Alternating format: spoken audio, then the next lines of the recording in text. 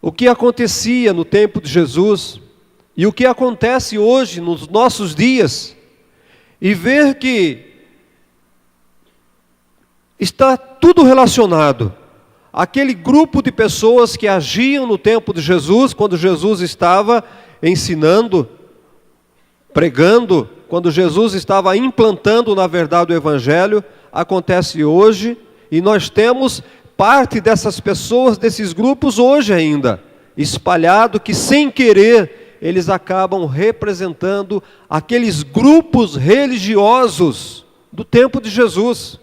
Então nós precisamos, é importante conhecer, pastor, eu vejo que é importante nós conhecermos, para muitas vezes nós não sermos chamados de um fariseu, para não fazermos o papel de um fariseu, para não fazermos o papel de um saduceu, para não sermos chamados de hipócritas, como muitos crentes têm sido chamados de hipócritas, porque são levados por doutrinas, pregam, não vivem, não praticam aquilo que eles pregam. Então, eu quero compartilhar com os irmãos. Eu estou achando que está um pouco frio aqui, eu estou vendo os irmãos aqui, tremendo aqui. Quem coordena aqui, por favor, não sei se é esse ou esse. É esse aqui, ó. Os irmãos aqui estão com frios. Estão com frio, né? Então hoje eu quero falar um pouco sobre os grupos religiosos no tempo de Jesus. Na verdade, são religiosos. Hoje, o que nós temos visto, irmãos? O que nós temos visto hoje? Nós temos visto um grupo de pastores defendendo uma linha de evangelho que eles acham evangelho, e na verdade, nós não podemos chamar de evangelho isso. Também eu não sei se podemos falar que é heresia. Eu não quero falar, né, criticar ninguém, eu só quero que a gente faça um comparativo. Por exemplo, tem um pastor que está aí pregando, e eu tenho ouvido muito, inclusive foi-me passado uma pregação desse pastor recentemente. Quantos conhecem o pastor Paulo Júnior? Faz assim. Então, esse pastor Paulo Júnior, ele tem colocado uns ensinamentos, ele tem pregado algumas coisas, e ele tem citado, irmãos, ele tem citado pastores do passado, como Benny Hinn, Kenny Hagin, como esses pastores aí, o R.R. Soares, como o pastor do Chapéu, como o Edir Macedo. E ele tem colocado esses pastores, assim, dentro de um caldeirão, e tem tacado fogo nesses pastores aí. Então, irmãos, eu particularmente, eu não sei se convém fazer isso. Eu não sei mesmo, eu não faria isso, prejulgar um pastor, prejulgar uma denominação, uma igreja. Mas são coisas que vêm acontecendo e já aconteciam lá no passado, no tempo de Jesus. Então vamos ver o que é que Jesus falava dessas pessoas, irmãos. Não é? O que Jesus pensava dessas pessoas. Então, o que acontece? O ministério de Jesus, ele foi cercado por movimentos de grupos filosóficos, grupos políticos e religiosos que exerciam forte influência na vida do povo. O que nós temos visto hoje, nesse tempo, são psicólogos, filósofos, não é? Que, a verdade, eles travam uma verdadeira batalha contra pastores, contra o evangelho, defendendo certas linhas, e por isso nós precisamos tomar cuidado, até pastores, precisamos tomar cuidado, para nós não deixarmos de crer, de acreditar em Deus, no evangelho, e acharmos que os psicólogos, os filósofos estão certos, descrendo até mesmo da própria palavra de Deus, por causa da interpretação da palavra de Deus. Tudo parecido com o que nós estamos passando, vemos hoje uma guerra de pastores de lá, outros de cá, dando tiro para todo lado, deixando, na verdade, o evangelho de lado, o verdadeiro evangelho, o evangelho real tem ficado de lado. Então, analisando os evangelhos, nós encontramos vários desses grupos religiosos. Existem, Jesus, os evangelhos citam vários desses grupos religiosos. E nós vemos Jesus combatendo esses grupos religiosos. Jesus os combatia. Jesus não aprovava esses grupos que se achavam o conhecedor da verdade, o dono da verdade. Se achavam que eles eram corretos. Então nós encontramos na palavra de Deus que vemos constantemente, principalmente nos evangelhos, falando a respeito dos escribas, falando dos fariseus, falando dos sacerdotes, falando dos saduceus, que eram os grupos mais influentes na época de Jesus. Depois vinha o grupo dos menos acreditados, menores, mas que também, de uma certa forma, eles davam trabalhos para Jesus, atrapalhavam o trabalho de Jesus, que eram os herodianos, os samaritanos, os publicanos e os zelotes. Esse grupo de pessoas, de religiosos, eles atrapalhavam, como hoje, esses grupos liderados por pastores, por homens, filósofos, pastores psicólogos, esses grupos atrapalham o evangelho em si muitas vezes, levando a contrariedade daquilo que às vezes o pastor ensina com aquilo que eles pensam, com aquilo que eles acreditam, tornando-se muitas vezes discutível a palavra do próprio pastor. Eu estava falando hoje com um pastor e nós concordamos a dificuldade que é pregar a palavra de Deus hoje. A dificuldade que é fazer vocês acreditar naquilo que o pastor está pregando hoje. O pastor hoje, ele já não é mais o dono da verdade. O pastor hoje, ele é questionado. O pastor, a figura do pastor, as ovelhas já não seguem mais o pastor, a linha, porque existem outros grupos de pessoas que pregam talvez de uma forma diferente, ou têm uma outra visão, então o pastor já não é tido mais como aquele que é o guia da ovelha, e a ovelha se dá ao luxo de seguir o ensinamento de um outro pastor, podendo muitas vezes ser levado a uma heresia, a um ensinamento errado, a uma doutrina errada. Então você vê o perigo, não é? Nem todos que estão acreditam naquilo que o pastor fala. O pastor hoje, para certas pessoas, já não prega mais a verdade. Eu já ouvi alguém falando, irmãos, eu não tenho problema com isso, né? Vamos para a igreja ouvir a heresia do pastor Dorival. Eu já ouvi isso. Né? Então, o que acontece? São pessoas que têm uma verdade, que conhecem, às vezes, de uma forma diferente, e já não acreditam, não dá mais crédito total. Amém, por isso, não tem problema nenhum. Você tem todo o direito de não acreditar, e não deve acreditar em tudo o que é pregado aqui em cima do púlpito. Você não deve acreditar em tudo. A palavra de Deus fala muito a respeito dos bereanos. Eles ouviam a palavra e iam confirmar a palavra de Deus. Amém, irmãos? Eu não os recrimino, pelo amor de Deus. Vocês têm todo o direito de ouvir. Só que cuidado, eu só chamo a atenção de vocês, cuidado, para não fazer o contrário e ir mais errado do que aquilo que vocês acham que o pastor está ensinando. E cair numa heresia, cair numa contradição e se perder. Não é? Então, na medida do possível, se não for muita heresia, acredita, dá crédito no ensinamento do seu pastor. Confia no pastor que Deus colocou, porque o pastor colocado aqui, ele vai dar conta da alma de vocês. Se eu os ensinar alguma coisa errada, eu sou responsável pela sua vida. Eu sou culpado. Viu? E eu procuro fazer da melhor forma possível, pesquisar e estudar. Então, esses grupos, eles atrapalhavam Jesus. Então, eu quero falar um pouquinho de cada um deles. E para nós observarmos os ensinamentos pregados por eles, para ver os perigos que representam para o verdadeiro Evangelho de Jesus. O que não pode é ferir o Evangelho do nosso Senhor Jesus Cristo. Existem coisas, existem ensinamentos que não atrapalham a sua salvação, mas existem ensinamentos que atrapalham a salvação de vocês.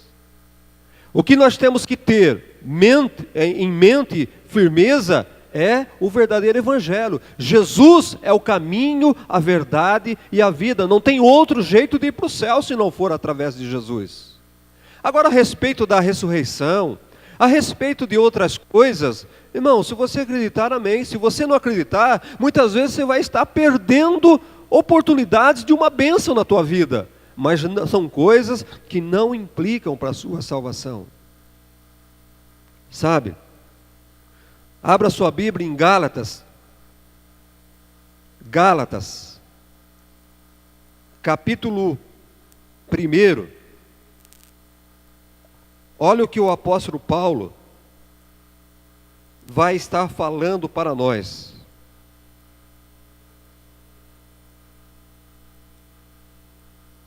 Gálatas capítulo 1, versos 6 ao 9.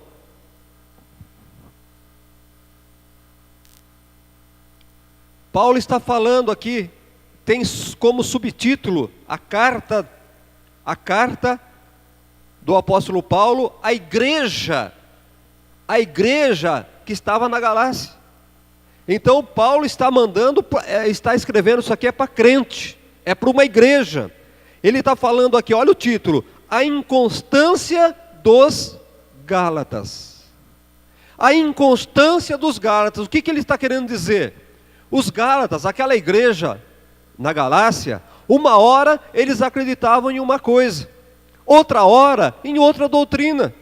E a igreja não crescia, por quê? Porque toda hora estava mudando de rumo. Uma hora estava para uma direção, outra hora estava para outra direção. O que levava eles a isso? Ouvir pregadores.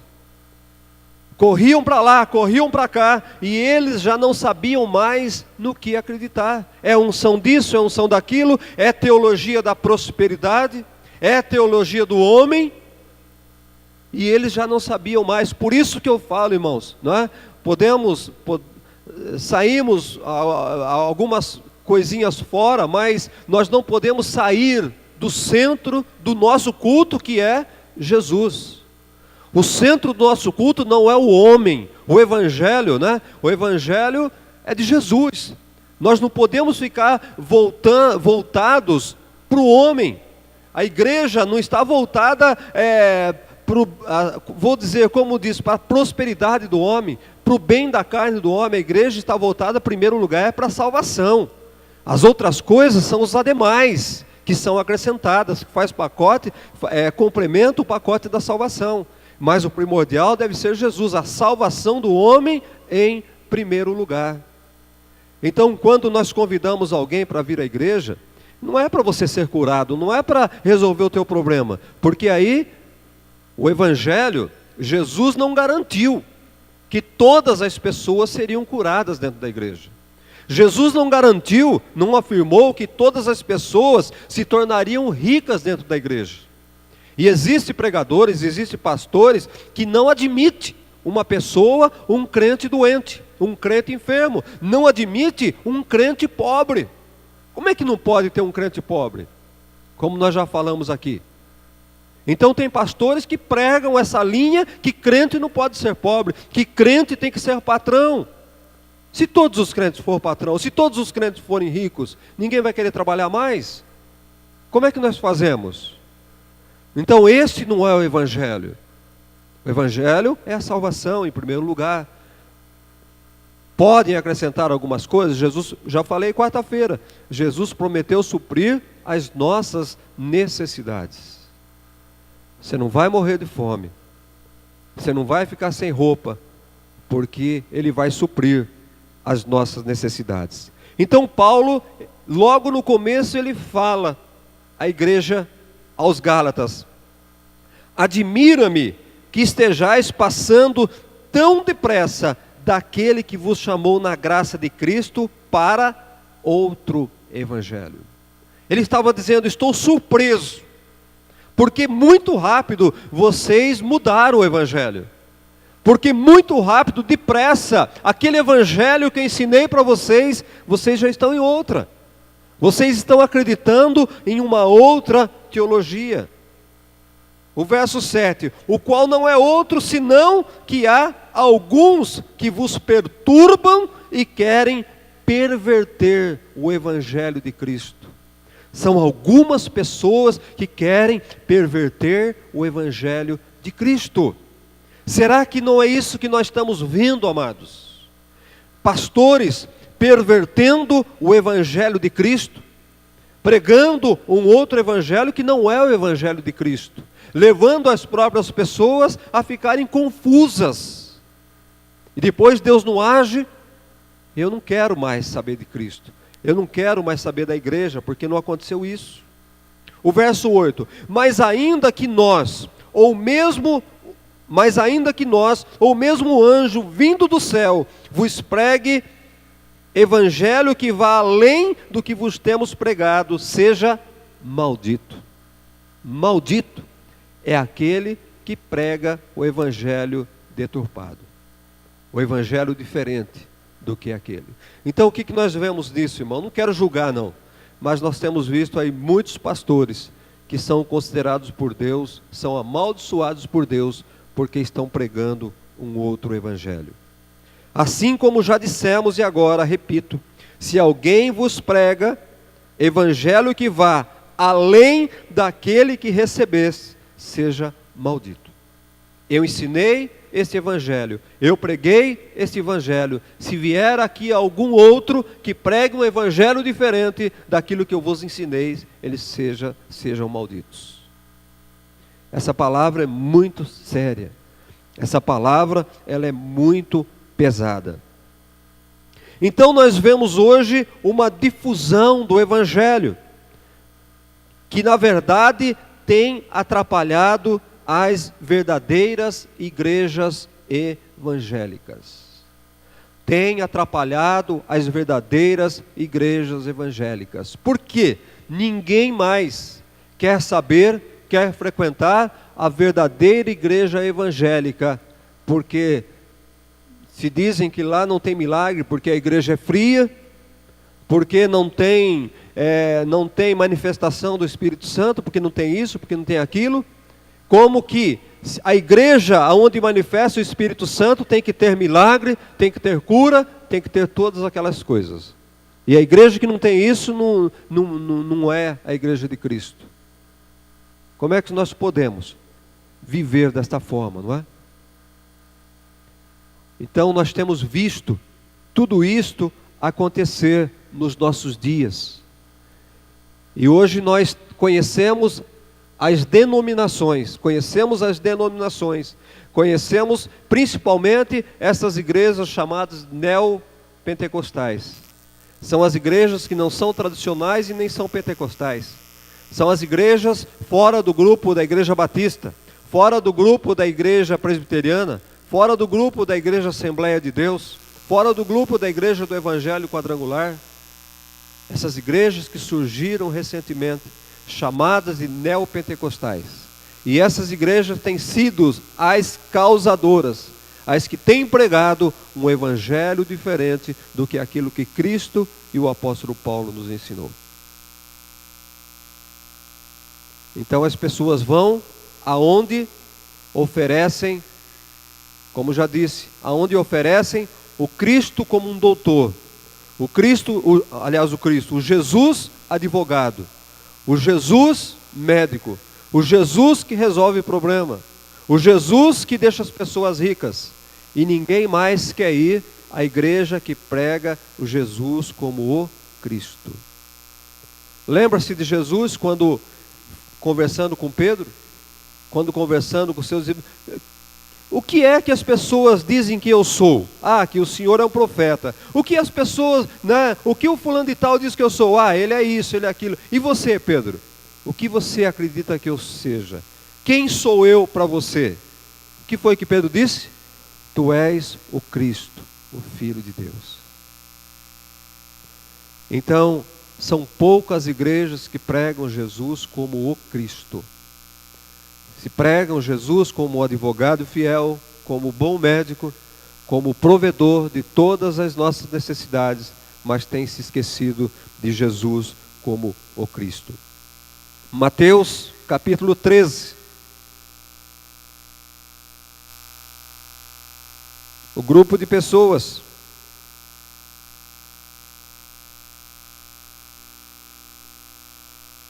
o grupo, na verdade, de religiosos que existiam no tempo de Jesus. E eu quero falar um pouquinho agora a respeito dos escribas. Você pode falar, mas pastor, por que vê isso? Vê isso para ver se nós não temos sido como essas pessoas. Se nós não somos os escribas dentro da igreja. Se nós não somos os fariseus dentro da igreja. Eu quero adiantar para você, querido, que as igrejas estão cheias de fariseus. As igrejas estão cheias de escribas, estão cheias de saduceus. São pessoas misturadas dentro da igreja, no seio da igreja, como havia no tempo de Jesus. Então aqui em Mateus capítulo 13, no verso de número 52, Jesus diz, então lhes disse, por isso todo escriba, versado no reino dos céus, é semelhante a um pai de família que tira do seu depósito coisas novas e coisas velhas. Olha o que Jesus estava dizendo a respeito desse grupo de pessoas, de religiosos, que tinha naquele tempo, quando ele pregava o Evangelho. Todo escriba versado no reino dos céus é semelhante a um pai de família que tira do seu depósito coisas novas e coisas velhas. Os escribas, eles ficaram conhecidos como os doutores da lei. Eles eram os doutores da lei por serem profundos conhecedores das Escrituras. Eles sabiam praticamente quase que de cor as Escrituras. Eles não podem ser definidos como uma seita. Não se falam que eles eram uma seita, mas sim membros de uma espécie de academia dos tempos bíblicos. Um povo separado, um povo culto, que na verdade se tornavam religiosos, se achavam os maiorais conhecedores da profunda palavra de Deus. Por isso, eles se sentiam no direito de interpretar a lei para o povo judeu. Precisava de uma interpretação, quem é que interpretava? Era o escriba. Eles eram conhecedores da lei, conhecedores da palavra de Deus naquele tempo. Eram os estudiosos daquele tempo, eram na verdade os teólogos daquele tempo. Esse povo chamado escriba. Mateus capítulo 23.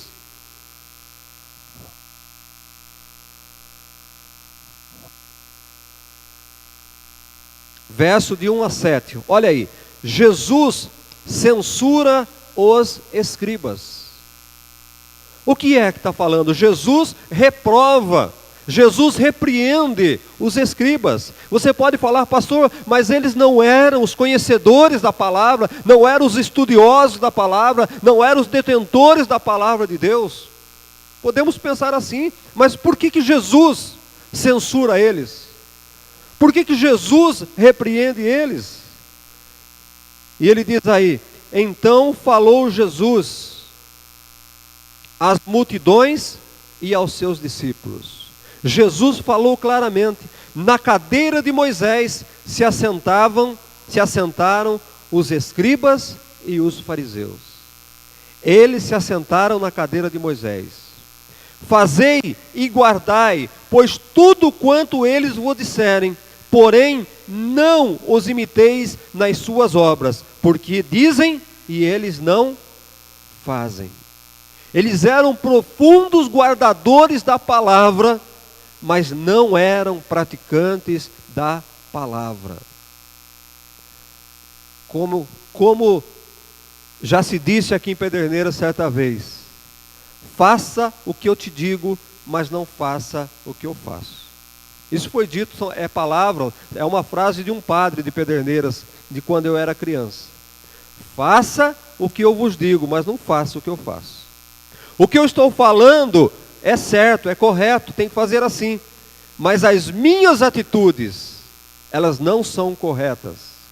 Querendo dizer, eu não pratico aquilo que eu mesmo ensino. Eu não pratico aquilo que eu estou falando para vocês. Esse grupo chamava-se escribas.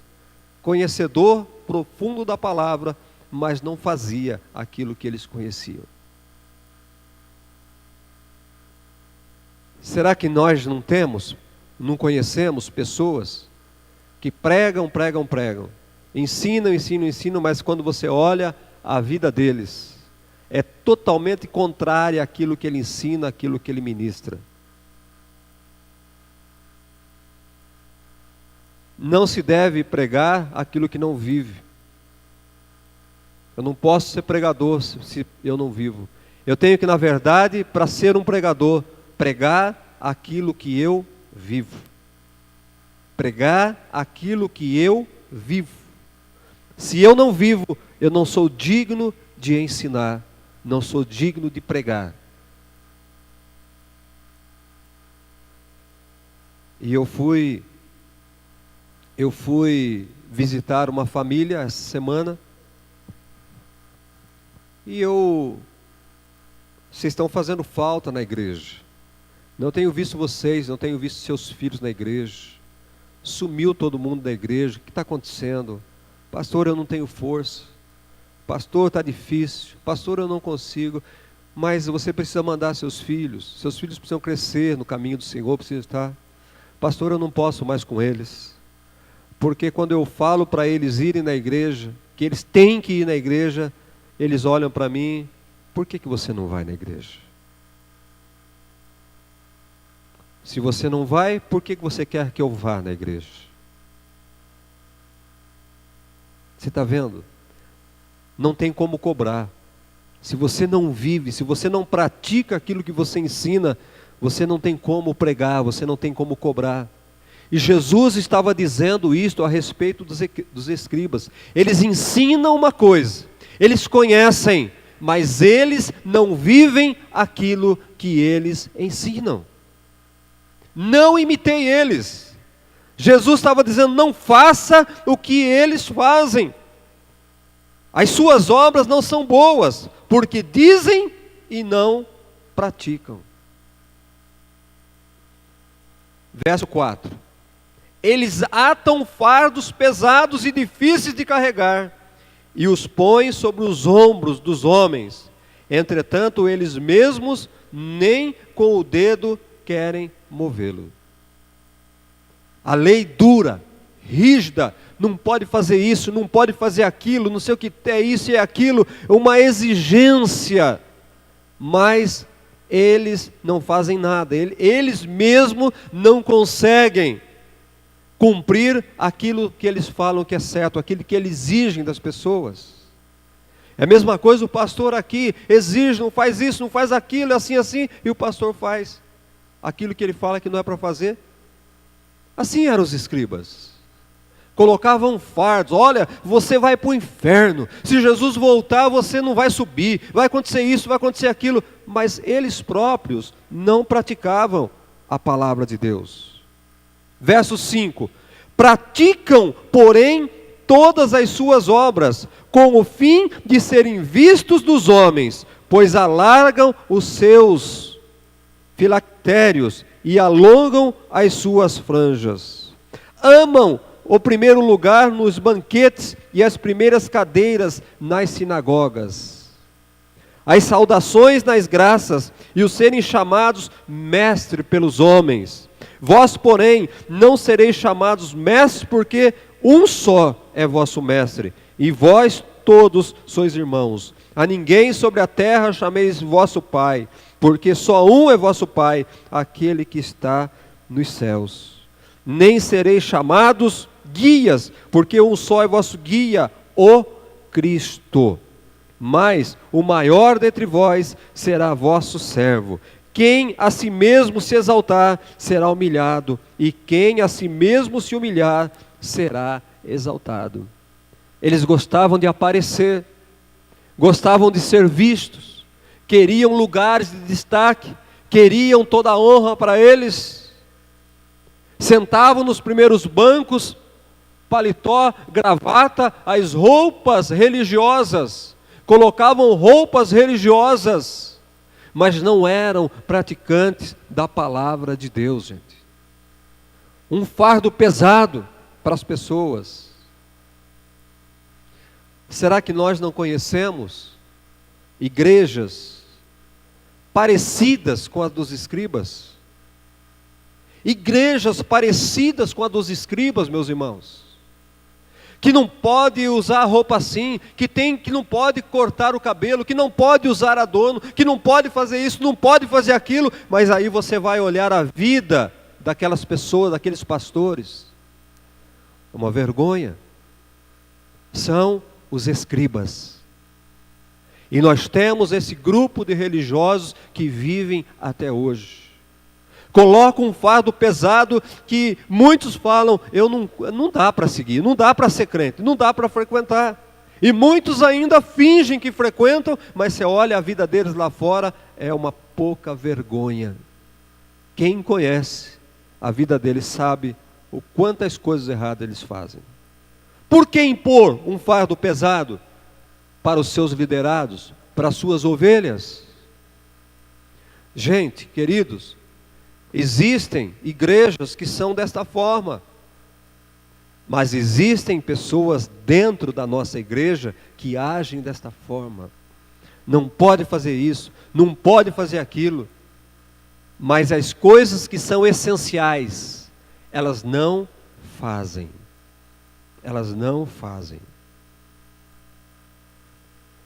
Os escribas, eles ficaram então conhecidos, porque eram os doutores da lei, porque sabiam, porque conheciam a palavra, porque ensinavam, mas eles mesmos não praticavam a própria palavra de Deus. E eles prejudicavam o evangelho de Cristo, eles atrapalhavam Jesus nos seus ensinamentos. Por quê? Eles monopolizavam as interpretações da palavra de Deus. Marcos capítulo 12.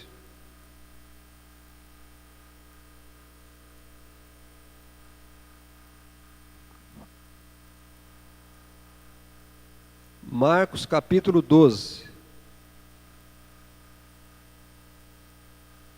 Verso de número 28.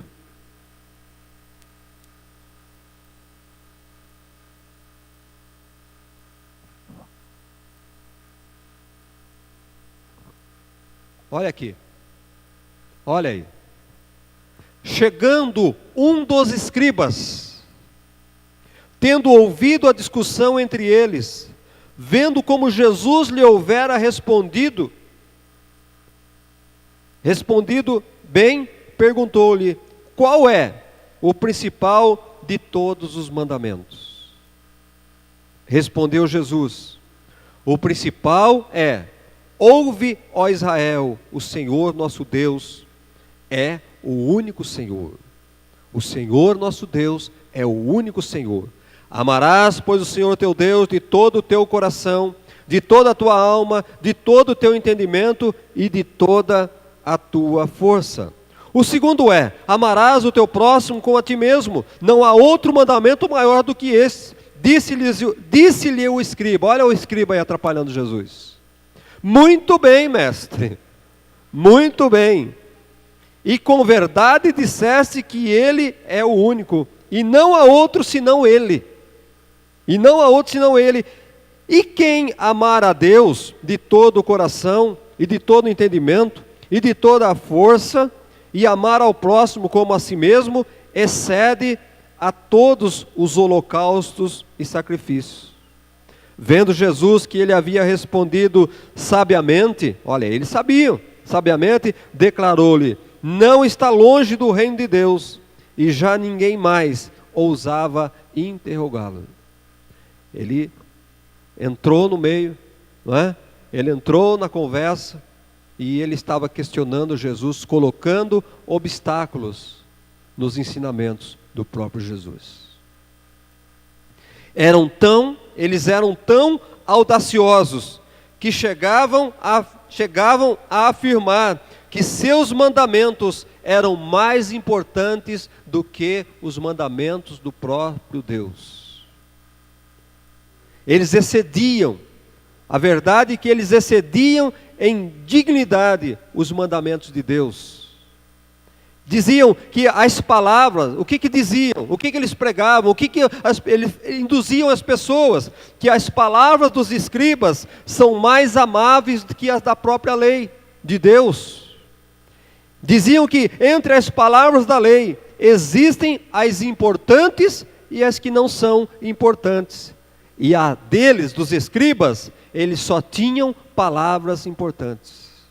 Olha, na Bíblia tem coisas boas e tem coisas ruins. É isso que eles diziam. A Bíblia que Deus deixou para vocês, o livro da lei, tem coisas boas e coisas ruins. Tem coisas importantes e coisas que não são importantes. Agora não. A nossa lei, a dos escribas, o nosso ensinamento só tem as coisas importantes.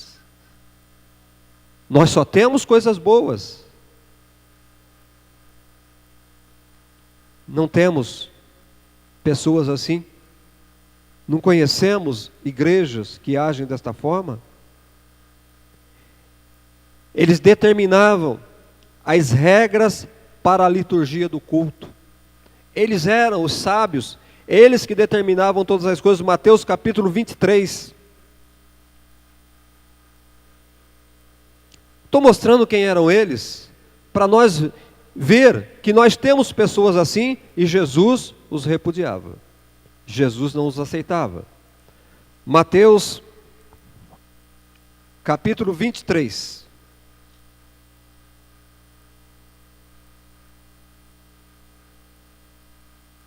Verso 2 e 3. Na cadeira de Moisés se assentaram os escribas e os fariseus. Fazei e guardai, pois tudo quanto eles vos disserem, porém não os imiteis. O que era? Eles estavam ali, não é? Eles monopolizavam, eles determinavam as regras para a liturgia do culto. Era eles que diziam como o culto deveria ser, não é? Por ocuparem uma posição de destaque. Eles decidiam quem deveriam participar até das reuniões. Eles escolhiam, porque eles eram os sábios.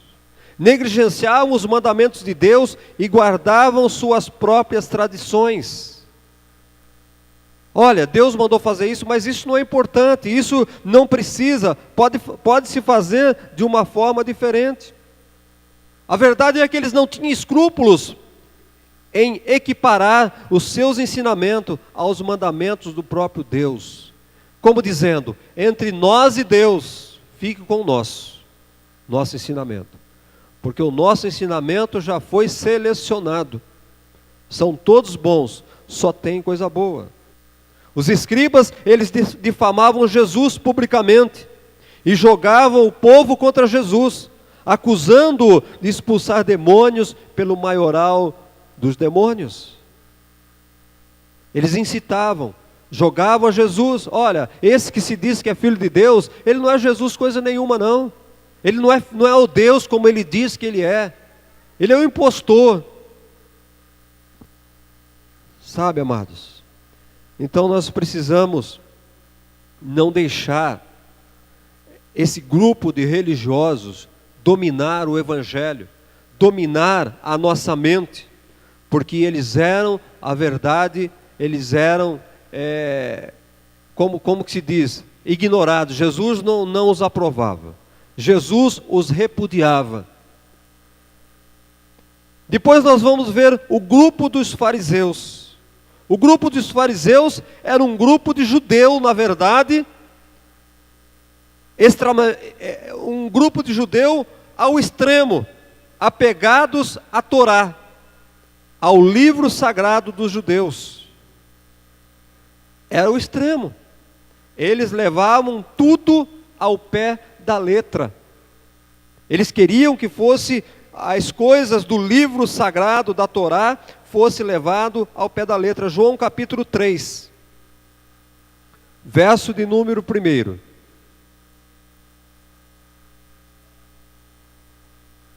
Havia entre os fariseus um homem chamado Nicodemos, um dos principais dos judeus. Um dos principais dos judeus. Ele estava infiltrado entre os fariseus. E eles se achavam, né, tão conhecedores, que a verdade é que ele não entendia. E ele foi falar com Jesus de noite, porque ele era fariseu, e para não ser notado pelas pessoas, ele foi escondido falar com Jesus, foi querer saber um pouco mais do Evangelho. E aí Jesus então disse para ele, né? Jesus disse uma verdade para ele: quem não nascer da água e do Espírito não pode entrar no reino de Deus. Não adianta você ser conhecedor da palavra, não adianta você ser aí na verdade um fariseu, não adianta você ser um cumpridor profundo da palavra, da Torá, se você não nascer de novo. Você de modo algum vai ver o reino de Deus. Mateus capítulo 22.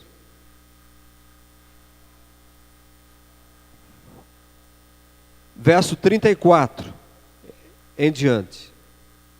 Entretanto, os fariseus, sabendo que ele fizera calar os saduceus, reuniram-se em conselho. Olha, é um grupo que nós vamos falar. Jesus, né?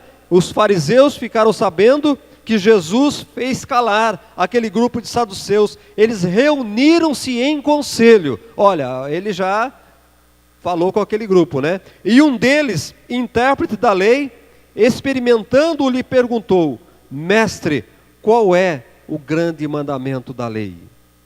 Qual é o grande mandamento da lei? Respondeu-lhe Jesus: amarás o Senhor teu Deus de todo o teu coração, de toda a tua alma e de todo o teu entendimento. Este é o grande e o primeiro mandamento. O segundo, semelhante a este, é: amarás o teu próximo como a ti mesmo. Destes dois mandamentos depende toda a lei e os profetas.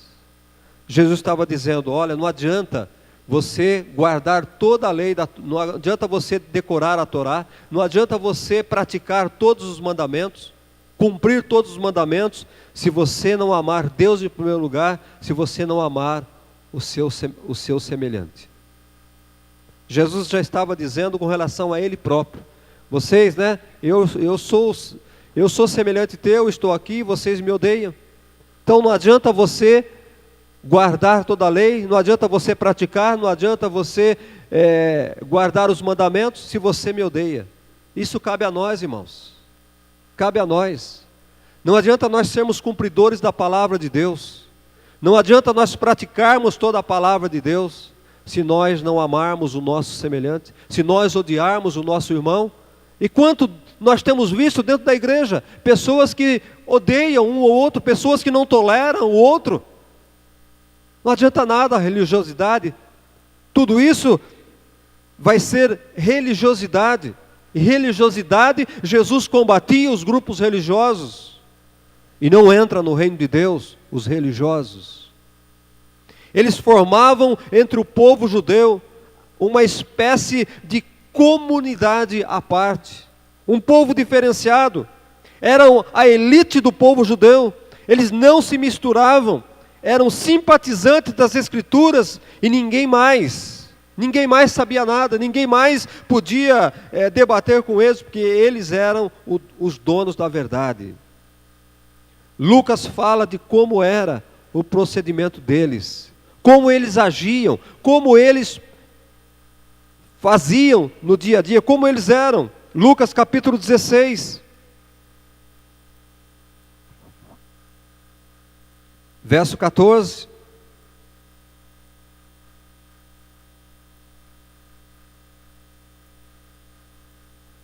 Jesus reprova os fariseus.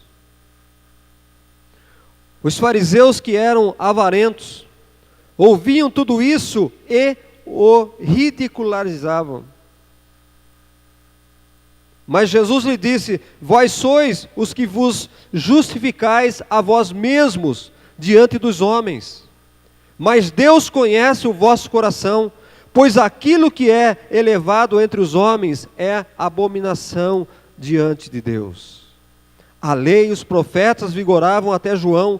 Desde esse tempo, vem sendo anunciado o evangelho do reino de Deus, e todo homem se esforça para entrar nele, e é mais fácil passar o céu e a terra do que cair um tio sequer da lei.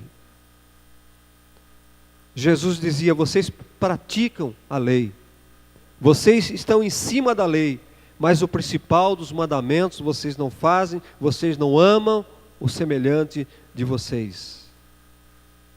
Vocês, a verdade, seguem uma lei, mas a parte mais importante da lei, que é amar a Deus sobre todas as coisas, amar o vosso semelhante, isso vocês não estão fazendo.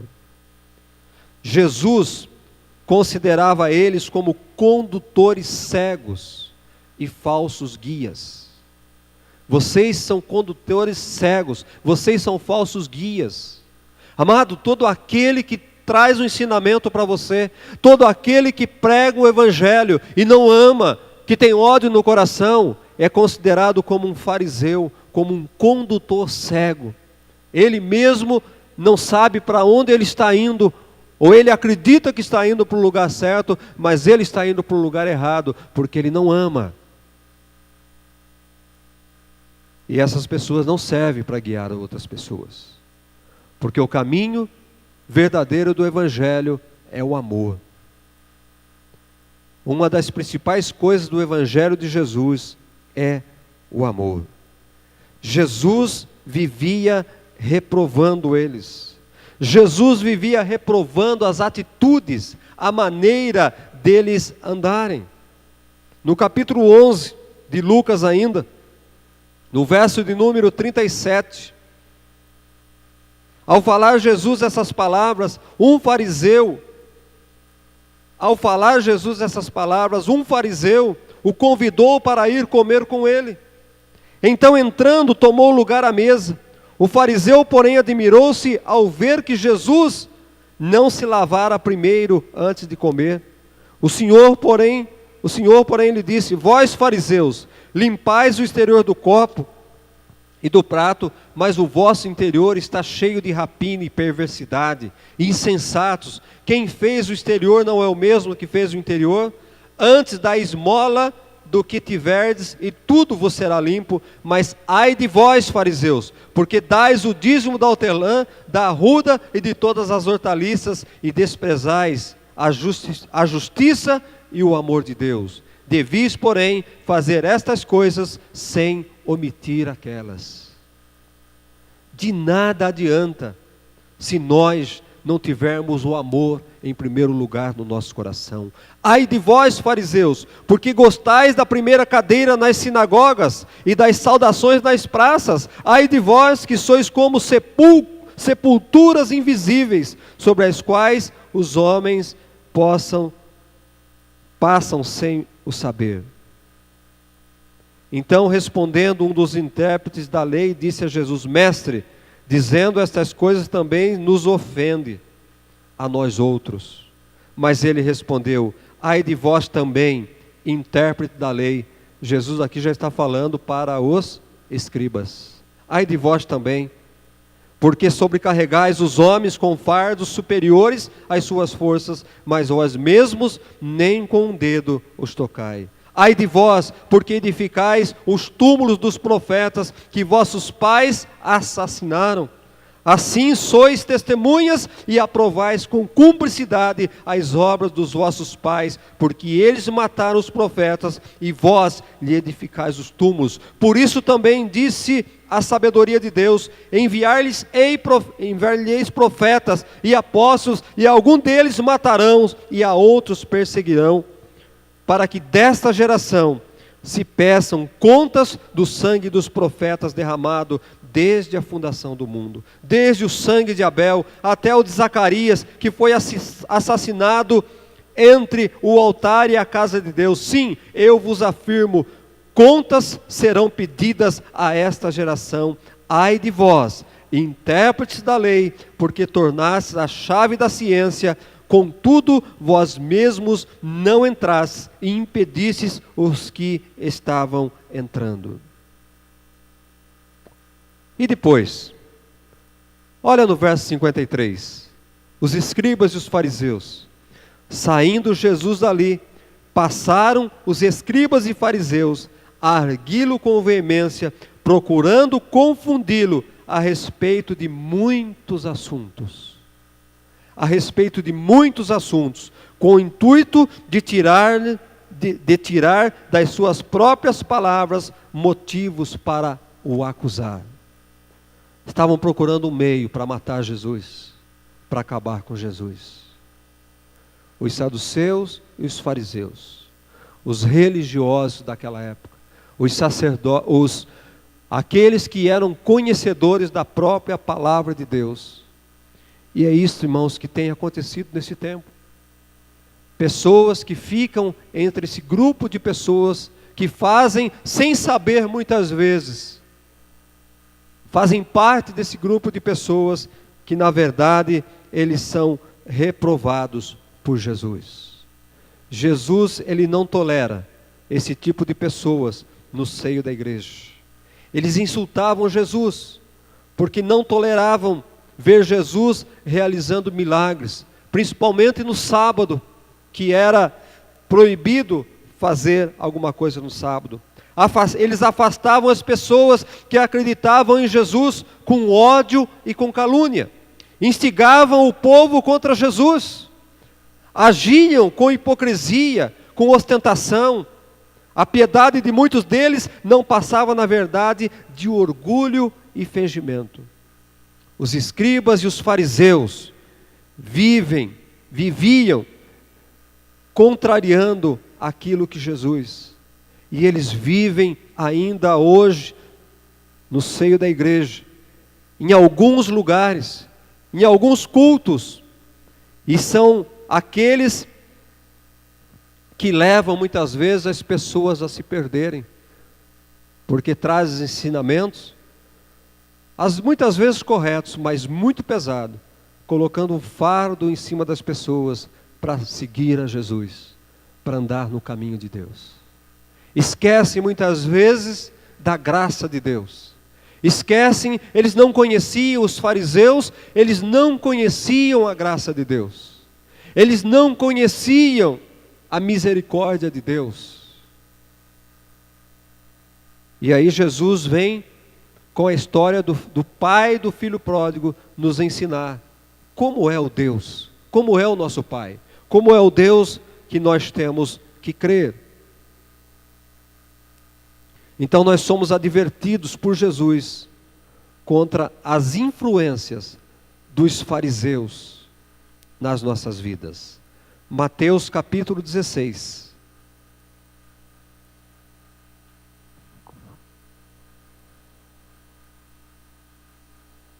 Verso de número 6. Jesus lhe disse: vede e acautelai-vos do fermento dos fariseus e dos saduceus. Vede, acautelai-vos do fermento dos fariseus. Jesus estava dizendo, na verdade, nos advertindo, para nós não sermos contaminados pelos ensinamentos deles, pelas doutrinas deles, por aquilo que eles acreditavam e ensinavam e queriam que o povo praticassem. Jesus veio trazendo o evangelho de amor, o evangelho da redenção, e Jesus pregava: tomai sobre vós o meu fardo é leve, o meu jugo é suave. Não podemos colocar um fardo pesado para a igreja. Não podemos colocar um jugo sobrecarregado para a igreja, porque senão ninguém suporta. Não consegue se manter. Vivem, na verdade, vivem se crucificando a si mesmo, porque não consegue, não consigo me manter. E o que nós temos dito muitas vezes, se você não consegue viver o Evangelho, praticar o Evangelho como ele tem que ser praticado, permaneça fiel, porque uma hora o Espírito Santo vai tocar, uma hora a palavra vai tocar e você vai sendo lapidado, você vai sendo mudado. Mas muitos, eles não veem, não consigo, isso não é para mim, e acabam desistindo, acabam deixando o Evangelho, porque não conseguem, porque os pastores impõem o Evangelho pesado e sobrecarregado para as pessoas estarem seguindo. Dentro desse grupo de religiosos também existiam os sacerdotes. Sacerdotes, quando a própria palavra de Deus fala de sacerdote, sacerdotes eram aqueles que conduziam a igreja naquele tempo. Eram eles que administravam os cultos, que cuidavam das finanças, que cuidavam de tudo. E eles eram considerados como um grupo sagrado, um grupo separado, os sacerdotes. Eram ministros religiosos, habilitados para participar e conduzir até mesmo as cerimônias religiosas de dentro das igrejas, da sinagoga. E eles eram divididos em sumo sacerdote, sacerdote e os levitas. E nós vemos este grupo de pessoas influenciando na própria crucificação do nosso Senhor Jesus Cristo. Os sacerdotes, eles haviam sido distribuídos por Davi em 24 classes, como nós vemos lá em 1 Crônicas, no capítulo de número 24. Foi Davi que fez aquela divisão dos sacerdotes. E esta organização, ainda no tempo de Jesus, existiam. Eles eram praticantes ainda no tempo de Jesus. Tanto é que os evangelhos mencionam dois desses sumos sacerdotes, Anás e Caifás, que quando olhamos lá em Mateus no capítulo 26, é aquele que participou do julgamento de Jesus. Um religioso, sacerdote, alguém que administrava a igreja, o culto, ele participou, não é? O sumo sacerdote era uma figura importante religiosa, uma figura importante na política, uma pessoa importante na sociedade, alguém que se destacava. Então se esperava do sacerdote que ele fosse um exemplo a ser seguido. Esperava-se do sacerdote que ele servisse como um mediador entre o povo e o próprio Deus. Deus falava a respeito do sacerdote, Deus falava com o povo através do sacerdote. Quando queria saber alguma coisa, o sacerdote, o sumo sacerdote, era ele que entrava lá no Santo do Santo, falar com Deus, levar o pecado das pessoas lá, para que o povo fosse purificado. Os sacerdotes, por serem membros do Sinédrio e por serem influentes, eles não perdiam a oportunidade para questionar a autoridade de Jesus. Um exemplo que nós estamos vendo hoje, que estamos vivendo aqui, mais ou menos funcionava assim, não é? O que era na verdade o Sinédrio? O Sinédrio era a corte suprema da lei judaica.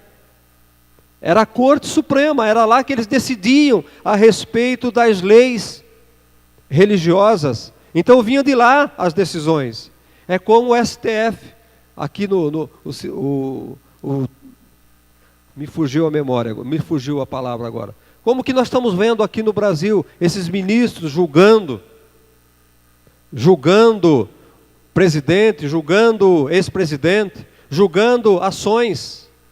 Então eram eles que julgavam as leis, que decidiam o que era certo, o que era errado, queridos. E nós estamos vendo isso dentro da igreja. Existem pessoas com papel, né, que querem assumir o papel do sacerdote, que julgam, você está errado, fulano de tal é isso, aquilo, não. A palavra não é desse jeito, é daquele jeito. Está sendo interpretada de uma forma errada. Marcos capítulo 14. Marcos capítulo 14. Verso de número 53.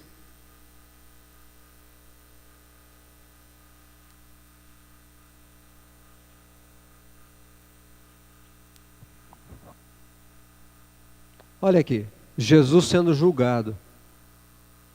Jesus perante o Sinédrio. E levaram Jesus ao sumo sacerdote. E reuniram-se todos os principais sacerdotes, os anciões e os escribas. Por que reuniu esse grupo de pessoas? Por quê? Ali estava o Sinédrio, estavam as pessoas mais importantes que representavam todas as leis. Olha aí, os principais sacerdotes, os anciões e os escribas, que eram os sabedores da lei, os intérpretes da lei, que a palavra deles era a correta. E Pedro seguia-o de longe até o interior do pátio do sumo sacerdote e estava sentado entre os serventuários, aquentando-se do fogo. E os principais sacerdotes e todo o sinédrio procuravam algum testemunho contra Jesus para o condenar à morte, e não achavam. Pois muitos testemunhavam falsamente contra Jesus, mas os depoimentos não eram coerentes. Jesus, diante do sinédrio, para ser condenado à morte. Vocês imaginam Jesus diante de uma igreja, de alguém que representa uma igreja, alguém que era religião, o Filho de Deus lá diante deles para ser julgado. Sabe, queridos, quantas vezes nós nos tornamos como um sumo sacerdote, como um escriba, e queremos julgar segundo aquilo que a lei, que nós interpretamos pela lei, segundo aquilo que nós achamos muitas vezes que é. E aí faz o quê? Esquece do amor, esquece do perdão, esquece da paciência, esquece da graça, esquece da misericórdia. A lei, na lei não existe graça. Na lei não existe misericórdia. Na lei não existe amor. A lei é fria. A lei é matemática. A lei dentro da lei ela é justa. Mas não tem. O amor não impera. A paciência, a tolerância. Sabe, amados? Então Jesus, a verdade é que ele recriminava esse grupo de pessoas. Jesus não aceitava esse grupo de religiosos. E Jesus, ele foi aqui, estava diante desses religiosos da época, que queriam prender, que queriam matar Jesus. Porque na verdade eles não aceitavam Jesus. Não aceitavam o evangelho, aquilo que Jesus pregava. Achavam que Jesus estava contra a lei, para destruir a lei. Quando ele mesmo disse, não vim para destruir a lei. Eu vim para cumprir a lei. Mas eu trago algo sublime em cima da lei. Eu trago o amor. Eu trago sobre vós o perdão. Se a lei condena, eu estou aqui. Por que vocês não perdoam? Por que vocês não exercem o amor em cima da lei? Eu vim aqui somente para isso. Porque na lei está escrito, amarás o Senhor teu Deus de todo o teu coração. E depois está escrito, amarás o teu próximo como a ti mesmo. E para amar, não é? Como é que você vai condenar alguém? Como é que você vai matar alguém? Se você ama, você não mata. Se você ama, você não julga. Se você ama, você não condena. Então veja como eles eram praticantes da lei, mas não eram praticantes da lei porque eles falhavam no segundo mandamento. Como que a lei era, na verdade, imperfeita? A lei era imperfeita. Eles falhavam no segundo grande mandamento, porque eles não exerciam o amor quando eles condenavam, quando eles matavam, quando eles julgavam. Você entendeu, querido, como que a lei é falha? Por que que nós não podemos viver? Por que que nós não podemos praticar, na verdade, a lei completa? Porque se faltar o amor, se faltar o perdão, nós já estamos descumprindo a lei. E esses grupos religiosos, eles tinham todas essas coisas boas, mas faltava o essencial na vida deles, que era o amor. E é isso que tem faltado na vida de muitas pessoas nesse tempo, chamado de fariseus até hoje, saduceus até hoje, sacerdotes até hoje, escribas até hoje, porque eles olham a letra. E o que a palavra de Deus diz? A letra mata. A letra mata. Misericórdia eu quero, diz a palavra de Deus. Então nós precisamos aprender essas coisas. Precisamos entender essas coisas, para não nos tornarmos dentro, nesse tempo, um escriba, um saduceu, um fariseu, que na verdade eram pessoas que eram reprovadas por Jesus. Amém, amados? Que Deus nos abençoe e que possamos não fazer parte desse grupo de pessoas que existem até hoje, não condenando ninguém, não mandando ninguém para o inferno, não, como diz, não julgando ninguém com a nossa própria justiça, com a própria palavra de Deus. Tem pessoas que usam a própria palavra de Deus para julgar, mas esquece do amor. Julga com a palavra, está escrito aqui, mas esquece do amor. Esquece da graça, esquece da misericórdia de Deus. Vamos colocar em pé. E vamos pedir que Deus realmente nos livre desse grupo de pessoas. Todo grupo de pessoas, todo grupo de religiosos que deixaram o amor de lado, que não usar o amor como ferramenta principal na sua pregação, na sua vida. Você pode ter certeza, não vamos dizer que é um herege, mas podemos dizer que falta alguma coisa. Como Jesus disse para aquele homem, para Nicodemos, falta alguma coisa para você.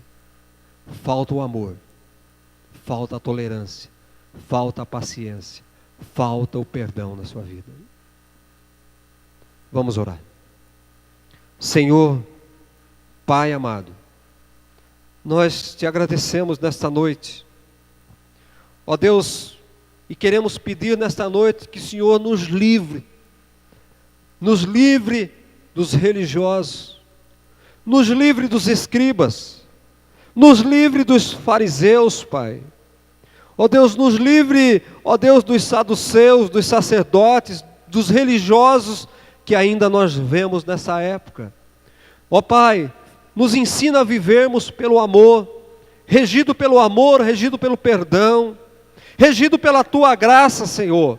Ó Deus, cuida das nossas vidas, nos livre, Senhor, deste mal, nos livre da religiosidade, Senhor, que possamos entender a Tua graça, a Tua misericórdia, e também, Pai, que possamos ter o meio termo de não queremos viver, ó Deus, apegados somente à Tua graça, somente à Tua misericórdia, e usar a graça, usar a misericórdia para praticarmos o pecado, para vivermos no pecado.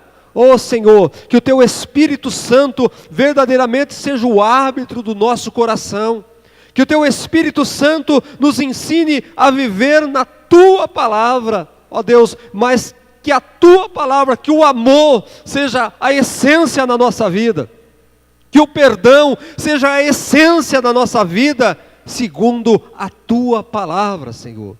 Ó Deus, queremos praticar a Tua palavra, ó Deus, mas queremos praticar sem deixar, ó Deus, de cumprir o primeiro e o segundo grande mandamento, que é o amor.